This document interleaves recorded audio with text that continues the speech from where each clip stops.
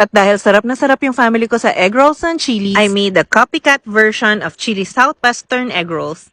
In a hot pan, saute garlic and onions. Pag aromatic na, add the chopped red and green bell peppers. Next, add 1 can of whole corn kernels. 1 can of black beans washed and drained. Saute for a few minutes, then add the seasonings like salt and pepper, paprika, and cumin. Add your spinach and saute for another 2 minutes before turning off the heat. Chilies use Monterey Jack cheese, but I'm aiming for a cheaper version, so I used Eden cheese instead.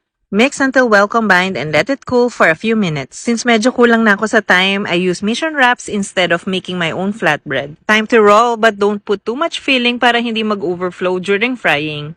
Hindi ko siya ni-wrap tightly kasi nabubutas yung bread, so this is just gentle rolling. Fry in medium heat and let it brown evenly. Now it's ready. Let it cook for a while before cutting it para hindi kayo mapaso. Now look at this. Ang sarap nito. Hindi exactly kalasa ng chilies dahil iba yung cheese na ginamit ko, but for a home-cooked meal, super sarap na nito.